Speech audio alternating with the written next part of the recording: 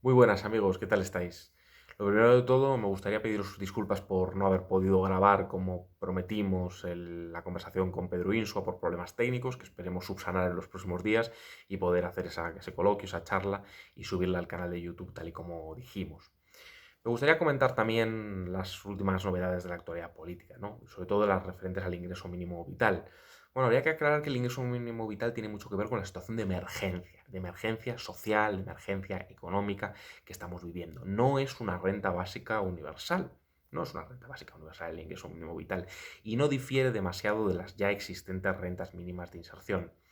Tiene que ver con la situación de emergencia y con la situación de pobreza de muchísimas familias, de muchísimos ciudadanos, de muchísimos trabajadores, de muchísimas personas que están en una situación ya no de exclusión, ya no al borde de la exclusión social, sino directamente en la pobreza más lampante. Y eso es una situación dramática, pero es una situación real.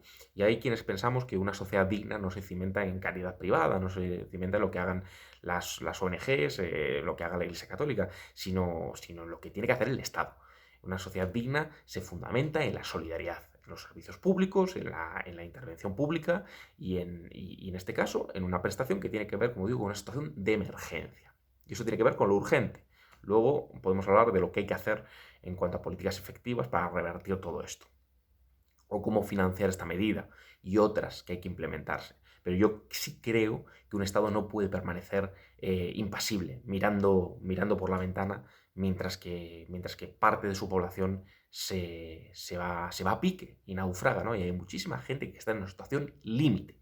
Tenemos que entender que esto tiene mucho que ver con la urgencia absoluta, con la necesidad absoluta de muchísimas personas.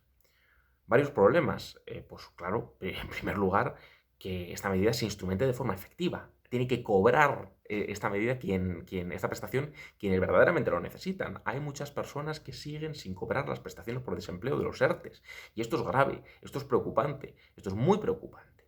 Tengo clientes, trabajadores, conocidos, amigos, que no han cobrado la prestación por desempleo derivada de los ERTES. Conocéis seguro a muchas personas que están en esa situación. Pues para enfrentar las emergencias tenemos que pagar, es decir, el Estado tiene que pagar. Ya entendemos que la situación es muy complicada, pero hay que hacer efectivas estas prestaciones, porque si no, el papel mojado no vale absolutamente de nada. En segundo lugar, ya lo hemos visto con las rentas mínimas de inserción, las transferencias a las comunidades autónomas son muy peligrosas porque causan desequilibrios, agravios comparativos. No está bien que se aproveche esta situación de emergencia absoluta para pagar nada a cambio del apoyo en una eventual prórroga del estado de alarma. Es decir, no se trata de apuntarse ningún tanto. Y esto va por los partidos nacionalistas, por los partidos regionalistas, por los partidos que se travisten de nacionalismo, de regionalismo. No se trata de acomodar de nuevo al Partido Nacionalista Vasco, de transferir a Navarra y al País Vasco. Se trata de garantizar que este dinero llegue a quien lo necesita y que llegue a quien lo necesita en toda España. Y si hay que atender especialmente las necesidades de trabajadores, de familias en Extremadura, en Andalucía, pues de eso va la redistribución, de eso va la solidaridad, de eso va el Estado social. El Estado social no puede tener unas excepciones territoriales en lugares donde se gestiona con independencia de lo que pasa en el resto del Estado. Es que eso es un Estado fallido, no un Estado social. Con lo cual, que se instrumente de forma efectiva la medida, que yo comparto, que yo creo que tiene mucho que ver con una situación de extrema urgencia, de extrema necesidad, y en segundo lugar, que no sirva para blindar ningún agravio comparativo ni ningún desequilibrio territorial, que al final es un desequilibrio material y al final lo que puede terminar resultando es que se deje desamparadas a muchos trabajadores, a muchas familias que efectivamente lo necesitan. Esto en cuanto a lo urgente. Y en cuanto a lo necesario, necesitamos poner en el centro del debate de nuevo la producción. Obviamente no es sencillo, nada de esto es sencillo, porque sabemos que España en el contexto de la Unión Europea es un Estado, como tantos otros, con una soberanía muy limitada. Una soberanía muy limitada porque desde los años 80 España se ha desindustrializado. Pero hay que reflexionar sobre el tema de la producción, el tema de la producción, del trabajo. Estos deberían ser los ejes de un gobierno verdaderamente de izquierdas. Está bien que se instrumenten medidas, como digo, que atiendan las urgencias, pero lo necesario es no apartarnos del eje productivo. ¿Qué coste ha tenido desindustrializar España? ¿Qué coste tan oneroso se ha pagado en la desindustrialización de este país? Un tejido productivo que lo hemos visto muy endeble, basado siempre en el sector servicios, en la hostelería, en el turismo. No se trata de demonizar la hostelería ni el turismo, ni de abandonar aquellas cosas en las que nos hemos especializado, pero se trata de ver si es sostenible una dependencia del exterior absoluta, porque no producimos prácticamente nada. Porque las empresas públicas, por ejemplo, fueron privatizadas de forma masiva y abrupta, muchas veces por criterios puramente ideológicos. Tienen que ver mucho con la hegemonía neoliberal entronizada en la política desde los años 80 del siglo XX. Es decir, no se hizo esa serie de privatizaciones, no se hicieron con arreglo a ningún criterio de eficacia y de eficiencia. Operaba un prejuicio ideológico. El Estado no podía producir, el Estado no podía participar en la producción, como luego se impugnó también la capacidad reguladora y la capacidad redistributiva del Estado. Estos eran los tres pilares del frontispicio neoliberal. El Estado no podía producir, no podía regular y no podía redistribuir, no podía repartir la riqueza. Bueno, esto nos ha llevado a donde nos ha llevado. Nos ha llevado a un modelo productivo endeble, de microempresas, de pequeñas y medianas empresas, de autónomos, y basado exactamente y estrictamente en el sector servicios. Bueno, la manida reindustrialización, se habla siempre de la reindustrialización. Yo creo que hay que subordinar la producción al interés colectivo, de verdad, al interés colectivo. Hay que promocionar de verdad el talento, tanto que se dice promocionar el talento. Hay personas válidas en este país. No podemos seguir abandonando la innovación, el desarrollo, la investigación. Eso no puede ser un mantra electoral. Hay que destinar el dinero ahí. Ahí, no a gasto improductivo, no a mantener un Estado autonómico en muchos casos que no funciona, que es disfuncional. Hay que reforzar, blindar y confiar de verdad en el Estado social. No en un Estado social nominal, sino en un Estado social con atribuciones. Y el eje es la producción. Y el eje es reindustrializar España. Y el eje es invertir de forma suficiente, un 3% del Producto Interior Bruto es algo razonable, en investigación, en innovación y en desarrollo. Un modelo productivo que no abandone a su suerte a todos los ejes productivos en el sector servicios. Tiene que haber algo más que la hostelería, tiene que haber algo más que el turismo, tiene que haber algo más que la construcción. Y tiene que haber algo más porque se han creado una serie de puestos de trabajo, en muchos casos estacionales, en muchos casos temporales, en muchos casos muy mal pagados. Y la base ha sido la competitividad vía devaluación salarial, la bajada de salarios generalizada, masiva y constante. Y esto se ha complementado con políticas laborales, no solo políticas de desindustrialización, sino políticas laborales consistentes en la desregulación del mercado de trabajo, en la degradación de la negociación colectiva, en orillar la capacidad de negociación de los trabajadores, de los sindicatos, en el abaratamiento del despido, en la proliferación de contratos en fraude de ley, en convertir las relaciones laborales poco menos que en una reproducción de relaciones de derecho privado, cuando no lo son, cuando ni es el derecho civil ni es el derecho mercantil, el derecho laboral. En ir horadando paulatinamente la dependencia, la ajenidad, la protección de los trabajadores. Y esto se ha complementado con una situación de pérdida de soberanía, como sabemos, monetaria, y de muy escasa soberanía industrial y productiva del Estado de España, y una soberanía fiscal, pues de aquella manera. Y el tema de la fiscalidad también es muy importante, porque cuando se nos dice, oye, ¿cómo se va a pagar todo esto? Primero de todo, esta medida del ingreso mínimo vital es una medida impulsada por un ortodoxo, como escriba. Es decir, no es una medida ni comunista, ni bolivariana, ni siquiera de izquierdas. Es una medida que en los países de nuestro entorno la tienen. Y obviamente la deuda pública se va a disparar, y obviamente el déficit se va a disparar. Y me parece bien que se preocupen muchos de esto.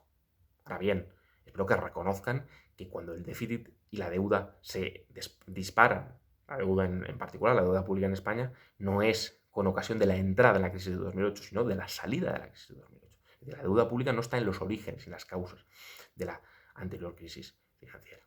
Es otro de los mantras falsos que se han repetido durante mucho tiempo. Si nos preocupa el déficit y la deuda, primero, saber que de esta crisis vamos a salir no con la ortodoxia, porque obviamente estamos en una situación de quiebra, una situación límite. El mercado no se autorregula, entonces se necesita que el Estado intervenga. Y el Estado está interviniendo. Y ya se está diciendo desde la Comisión Europea, desde la Unión Europea, que va a haber que nacionalizar empresas. Ahora bien, no es muy creíble nacionalizar cuando se van a la quiebra determinadas empresas y en cambio privatizar beneficios. Nacionalizar pérdidas y privatizar beneficios es bastante poco creíble. Y obviamente tenemos muchas limitaciones en el contexto de la Unión Europea.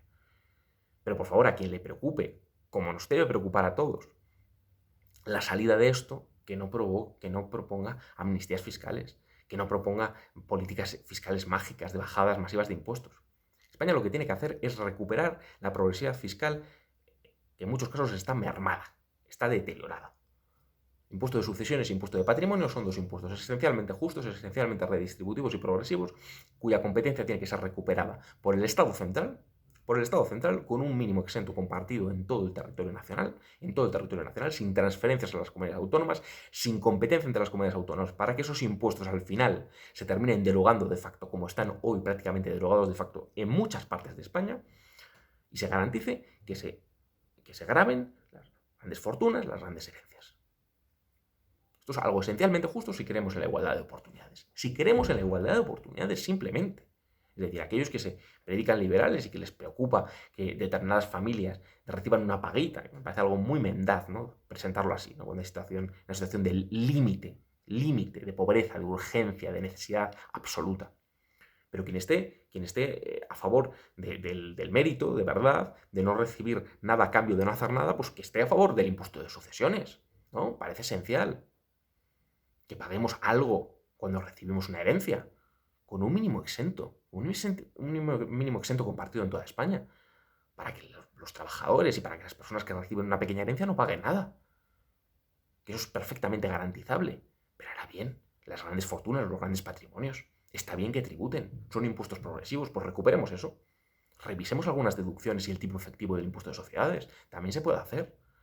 Revisemos la brecha entre la tributación de las rentas de trabajo y las rentas de capital. No hagamos siempre las políticas de ajuste, como siempre se hacen constantemente en España y en el contexto de la Unión Europea, subiendo los impuestos indirectos, los impuestos al consumo, que son los impuestos regresivos, como el IVA y otros impuestos especiales que, cuidado, suelen tener esos mismos efectos regresivos, porque suelen ser impuestos no progresivos, sino proporcionales. Bueno, garanticemos que paguen más los que más tienen, pero de verdad. Hay propuestas serias, para estrechar de verdad la brecha entre un grupo de ultraprivilegiados y la gran mayoría. Al propio capitalismo esto le debería interesar para que sea medianamente sostenible. Lo que no es sostenible es crear brechas absolutas sociales y económicas entre unos pocos y la gran mayoría. Y todo esto habrá que revisarlo, como de una vez por todas, si la Unión Europea quiere ser medianamente creíble, que yo ya no creo absolutamente en que quiera ser verosímil, en que quiera perpetuarse. No se trata de dar determinadas ayudas condicionadas y veremos a qué precio. Se trata de caminar hacia una cierta armonización fiscal. Una unión monetaria sin una unión fiscal es un absoluto disparate y un absoluto despropósito, porque no hay instrumentos para transferencias de rentas entre los países del norte de Europa que no les interesa. Ya vale de supremacismo. Ya vale de supremacismo en los semanarios holandeses. Ya vale de supremacismo. Porque no es creíble hacer transferencias de soberanía a estructuras opacas, hegemonizadas por Alemania y sus amiguetes, y que luego no haya esas transferencias al sur de Europa. Luego nos preocupan los surgimientos o el surgimiento de populismos. ¿Cómo no van a surgir populismos antipolíticos y propuestas de quiebra cuando crecen las desigualdades y cuando la sensación de falta de soberanía de los estados es absoluta? Absoluta. Pero la Unión Europea o se toma en serio caminar hacia esa unión fiscal que llevamos 30 años caminando sin avanzar ni un solo paso, o será insostenible, o será un proyecto absolutamente insostenible. ¿Qué es de la tributación de las grandes plataformas tecnológicas? De Amazon, de Google, de las tecnológicas, de Netflix. Se va a seguir utilizando siempre como mantra en campaña electoral. Porque o esa gente paga los impuestos que debe, o el Estado social no será sostenible. O las grandes fortunas, o los grandes patrimonios, o las grandes multinacionales pagan los impuestos que deben, o no será sostenible nada de esto. Y se van a necesitar inyecciones de dinero público, porque hay empresas que van a quebrar, hay autónomos que van a quebrar, hay trabajadores cuyas prestaciones de desempleo que se tienen que pagar, hay ayudas que hay que implementar. Y hay que tomarse en serio el tema de la producción y la reindustrialización de nuestro país. Porque claro, algunos países sí que garantizaron mantener su industria nacional. Y por cierto, determinadas empresas públicas en sectores estratégicos que aquí, por cierto, fueron desmanteladas corriendo. Deprisa y corriendo. Y a cualquier precio. Cayera quien cayera. Ya lo dijo el exministro socialista Solchaga, ¿no? ¿Qué problema es que España sea un país de servicios, un país desindustrializado. Pues ya lo hemos visto, un problema y un problema muy serio. Y por último, sobre alertas antifascistas respecto a la izquierda. El neofascismo brotará, el neofascismo surgirá si se crean, se consolidan crecientes espacios de erosión social, de desigualdad, de pobreza en los barrios obreros. Y si la izquierda está en otras cosas.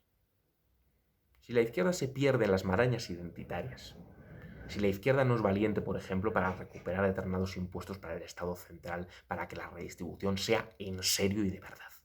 Si la izquierda no deja de pagar peajes a los partidos nacionalistas ultrarreaccionarios. Si la izquierda no se deja de políticas de identidad. Si la izquierda no se deja de las marañas posmodernas, nominales, absolutamente irrelevantes para la causa material. Si la izquierda no hace todo eso, entonces sí que podrá brotar el neofascismo. Pero por favor, el capitalismo está cómodo en su vertiente neoliberal. Está muy cómodo en su vertiente neoliberal. Estamos viendo la Unión Europea. Unión monetaria, libre transacción de capitales e inexistencia de un presupuesto común serio y de una unión fiscal. ¿Qué tributación compartida hay en la Unión Europea a las grandes tecnológicas? Ninguna, absolutamente ninguna. ¿Qué armonización hay respecto al impuesto de sociedades? Absolutamente ninguna. Digo todo esto para significar que el capitalismo está cómodo, que no hay gran riesgo para los grandes capitales, para las grandes fortunas, para las grandes transnacionales. No hay gran riesgo. Con lo cual, estar todo el rato pintando las amenazas del neofascismo, el neofascismo brotará, surgirá y se consolidará si la izquierda no hace su trabajo y entonces penetrará en barrios obreros, en núcleos obreros. Mientras tanto, el capitalismo está cómodo con su desregulacionismo financiero, con su desregulacionismo laboral, con su política de muy limitada soberanía nacional, con su política de muy limitada soberanía nacional en cuestiones industriales, en cuestiones productivas, en cuestiones monetarias, por supuesto, en cuestiones fiscales, materia fiscal.